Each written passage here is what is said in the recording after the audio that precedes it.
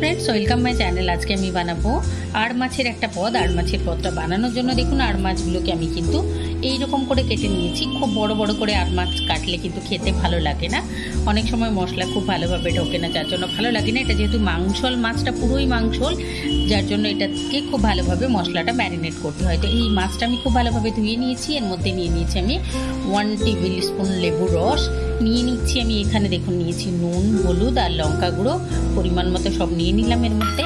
এখন নিয়ে নেব আর মাছটা যেহেতু তেলে দেওয়ার সঙ্গে সঙ্গে খুব ফোটে, যার জন্য আমরা যদি একটুখানি 1 টিস্পুন মতো সর্ষের তেল দিয়ে এটাকে ম্যারিনেট করে রাখি, তাহলে এটা তেলে দেওয়ার সঙ্গে সঙ্গে কিন্তু ফাটবে না। তেলে দিলে যে ফেটে আসে সেটা ফেটে আসবে না। এখন এটাকে খুব ভালোভাবে আমি এরকম করে হাত দিয়ে ঘষে ঘষে এটাকে মেখে নেব। মেখে নিয়ে এটাকে রেখে দেবো আধ ঘন্টা ঢাকা দিয়ে। দেখুন খুব ভালোভাবে মেখে নিতে হবে যেন প্রত্যেকটা মাছের গায়ে খুব ভালোভাবে লঙ্কা গুঁড়ো, নুন, হলুদটা লেগে যায়। এরকম করে মেখে নেওয়ার পরে এটাকে এখন আমি ঢাকা দিয়ে রেখে দিচ্ছি। আধা ঘন্টা পর আমরা রান্না করব। এই দেখুন মাছটা ম্যারিনেট করে রেখে দেওয়ার পরে এখানে নিয়ে নিয়েছি আমি সাদা সর্ষে, সাদা তিল 2 টেবিল স্পুন নিয়েছি সাদা তিল। এখানে নিয়েছি 1 টিস্পুন নিয়েছি সাদা সর্ষে, নিয়েছি 2টো কাঁচা লঙ্কা, একটা দারচিনি, একটা নিয়েছি আমি ছোট এলাচ, আর নিয়েছি আমি 1 চামচ পোস্ত। এটাকে এখন অল্প অল্প করে জল দিয়ে পেস্ট করে দেবো। ঠিক আছে, গ্যাসের ফ্লেম অন করে নিয়েছি। আমি নিয়ে নিয়েছি একটা ননস্টিকের কড়াই। এখন কড়াইটা গরম হয়ে গেলে এর মধ্যে নিয়ে নিচ্ছি আমি সাদা তেল। প্রথমে আমরা মাছগুলো সাদা তেল দিয়ে ভেজে নেব। তো এখানে আমি নিয়ে নিলাম সাদা তেলটা গরম হতে দেব।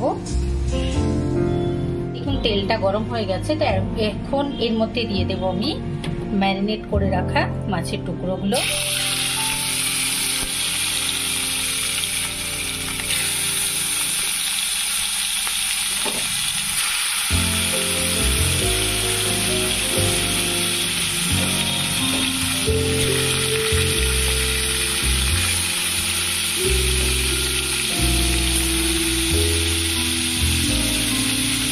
এটাকে 2-3 মিনিট দেওয়ার পরে 2 মিনিট হয়ে গেছে। আমি মাছটা দিয়ে 2 মিনিট মতো অপেক্ষা করলাম।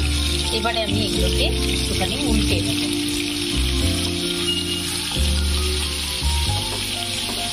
সব মাছগুলোকে আমি একটা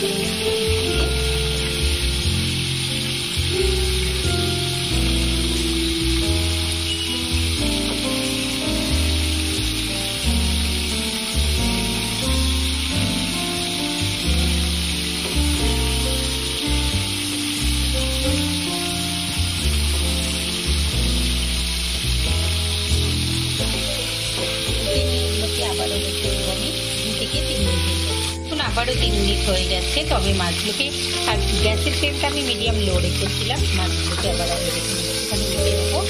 8 মিনিটের জন্য উঠে এদিকটাও রেখে দেবো।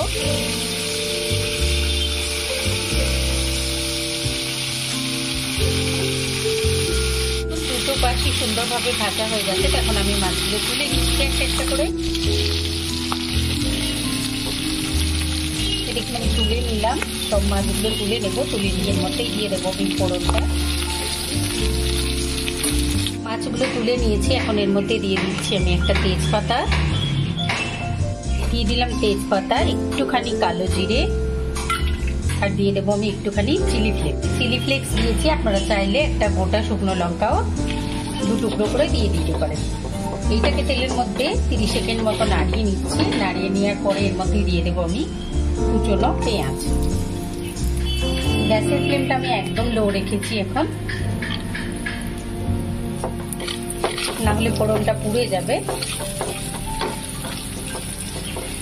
পেঁয়াজটা একটু ভাজা ভাজা হতে দেবো।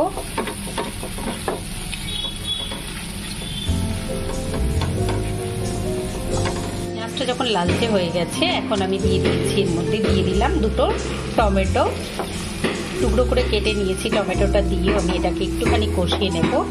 আর সেই সাথে দিয়ে দেবো আমি এর মধ্যে একটুখানি, একদম অল্প একটু আদা রসুন পেস্ট, 1/2 টিস্পুন আদা রসুন পেস্ট দিলাম।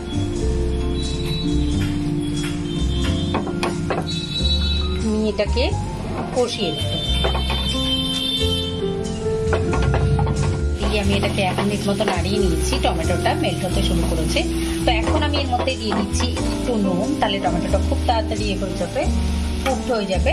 তো আমি এখন নুনটা দিলাম। নুনটা আমরা পরিমাণ মতো দেবো, কারণ আমরা যেহেতু মাছের মধ্যে নুনটা মাখিয়ে রেখেছি, তো সেইটা হিসেব করেই আমাদের দিতে হবে, না হলে নুনের পরিমাণটা গন্ডগোল হয়ে গেলে কিন্তু রান্নাটাই পুরো টেস্টটা খারাপ হয়ে যাবে।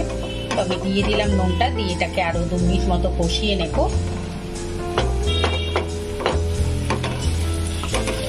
দেখুন আরো 2 মিনিট নাড়িয়ে নিয়েছি। আপনারা নিশ্চয়ই দেখতে পাচ্ছেন যে উপরে টমেটোটা তেল চকচক করছে, আর এটা কড়াইটা ছেড়ে আসছে। এটা আরো 1-1.5 মিনিট মতো আমার ভেজে নেব। তারপরে আমি এর মধ্যে তিল বাটাটা অ্যাড করব। দেখুন টমেটোটা বেশ ভাজা ভাজা হয়ে গেছে, উপরের দিকে পুরো তেলটা উঠে এসছে। এখন এর মধ্যে দিয়ে দেবো আমি তিল বাটাটা। তিল, সর্ষে, পোস্ত আর কাঁচা লঙ্কাটা দিয়ে আমি পেস্ট করে নিলাম, এইটা দিয়ে দিলাম এর মধ্যে, দিয়ে এটাকেও নাড়িয়ে নেব।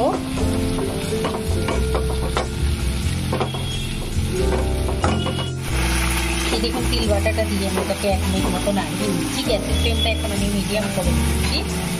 আর যে বোলের মধ্যে আমরা মাছটা মেখে রেখেছিলাম, সেই বোলটার মধ্যে আমি মাছের যে তেলটা রয়েছে সেইটা রেখে দিয়েছিলাম। এখন আমি অ্যাড করে দিচ্ছি এর মধ্যে তেলটা। দেখুন দিয়ে দিলাম আমি মাছের তেলটা, দিয়ে এর মধ্যে নাড়িয়ে নেব, কষিয়ে নেব। মাছের তেলটা কিন্তু খুব ভালো লাগে আমার খেতে, তবে মাছের তেলটা একদমই খাওয়া উচিত নয়, কারণ প্রচুর পরিমাণে এর মধ্যে ফ্যাট থাকে।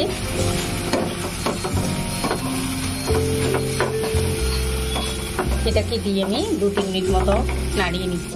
দেখুন তিলটা দিয়ে ভেজে নেওয়ার পরে তিল বাটাটা দিয়ে ভাজা হয়ে গেছে। কারণ ভাজা হয়ে গেছে আমরা বুঝতে পারবো উপরের দিকে যখন তেলটা উঠে আসবে। দেখুন উপরের দিকে তেলটা চকচক করছে, মানে আমাদের ভাজা হয়ে গেছে। এখন আমরা এতটাই জল অ্যাড করব যতটা কিনা আমরা মাছের মধ্যে জলটা রাখতে চাইবো। তো আমি এখানে অ্যাড করে দিচ্ছি এইরকম গ্লাসের 1 গ্লাস জল। এখানে আমি আর কোনো মশলা অ্যাড করব না, কারণ যখন তিলটা আমরা বেটে নিয়েছি তখন ওর মধ্যে আমরা একটা ছোট এলাচ, 1 টুকরো দারচিনি দিয়েছিলাম। তো আমি আর এক্সট্রা গরম মশলা অ্যাড করব না। দেখুন 1 গ্লাস জল দিলাম আমি, যেহেতু মাছটা ফুটবে তো আমার আরও একটু জল অ্যাড করতে হবে।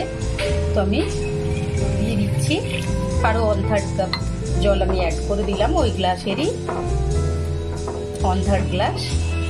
এবারে এটাকে ফুটতে দেবো। ফুটে গেলে এর মধ্যে দিয়ে দেবো আমি মাছটা। এই দেখুন ঝোলটা ফুটতে শুরু করেছে। তো এখন আমি এর মধ্যে মাছগুলো অ্যাড করে দেবো। ভেজে রেখেছিলাম যে মাছটা, ঢেলে দিচ্ছি আমি মাছটা।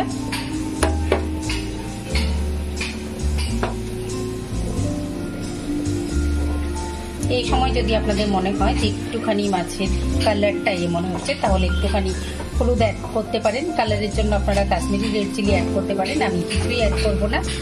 আমার মনে হচ্ছে ঠিকঠাক আছে। আর এটা ফুটে গেলে আরও একটু কালারটা হয়ে যাবে, ডার্ক হয়ে যাবে। তো আমি এখন এটাকে ঢাকা দিয়ে রেখে দেবো 5 মিনিটের জন্য মিডিয়াম লো ফ্লেমে। দেখুন 5 মিনিট হয়ে গেছে। তো ঢাকাটা আমি টেনে নিচ্ছি। দেখুন মাছটা, ঢাকাটা টেনে নেওয়ার পরে মাছটা আমি একটুখানি উল্টে দেব। সব মাছগুলোকেই আমি উল্টে নিচ্ছি। আর চাইলে আপনারা কিন্তু এখানে একটুখানি ভাজা বড়ি অ্যাড করে দিতে পারেন। আমি ছাঁকা তেলে বিউলির ডালের বড়ি ভেজে রেখেছি, সেই বড়িটা আমরা কেন ঝোলে দেওয়ার সঙ্গে সঙ্গে দিলাম না, কারণ ওই সময় দিলে কি হতো, বড়িগুলো একদম নরম হয়ে যেত। আর একদম নরম হয়ে গেলে ওই বড়িটা খেতে আমার ভালো লাগে না। তো আমি এখন এই সময় বেশ কয়েকটা বড়ি, 1 মুঠো বড়ি আমি ভেজে রেখেছি, সেই বড়িটা দিয়ে দিলাম। দিয়ে দেওয়ার পরে এটাকে আবারও ঢেকে রেখে দেবো 3 মিনিটের জন্য। বড়িটা দিয়ে 3 মিনিট হয়ে গেছে, আমি ঢাকাটা টেনে নিচ্ছি। দেখুন এবারে আমি ছড়িয়ে দিচ্ছি এর উপরে একটুখানি ধনেপাতা কুচি, ছড়িয়ে দিয়ে এটাকে এখন গ্যাসের ফ্লেম অফ করে রেখে দেবো। 5 মিনিট রেখে দেওয়ার পরে 5 থেকে 10 মিনিট পরে আমি এটাকে তুলে সার্ভ করে নেবো। তো চলুন আমরা গ্যাসের ফ্লেম অফ করে এটাকে ঢাকা দিয়ে রেখে দিই। এই দেখুন গ্যাসের ফ্লেম অফ করে এটাকে আমি রেখে দিয়েছিলাম 5 মিনিট। এখন আমি তুলে এটাকে সার্ভ করে দিচ্ছি। তো আপনারা অবশ্যই আমার রেসিপিটি ট্রাই করবেন, কমেন্ট করে জানাবেন, লাইক করবেন, আমার চ্যানেলকে সাবস্ক্রাইব করবেন। Thank you.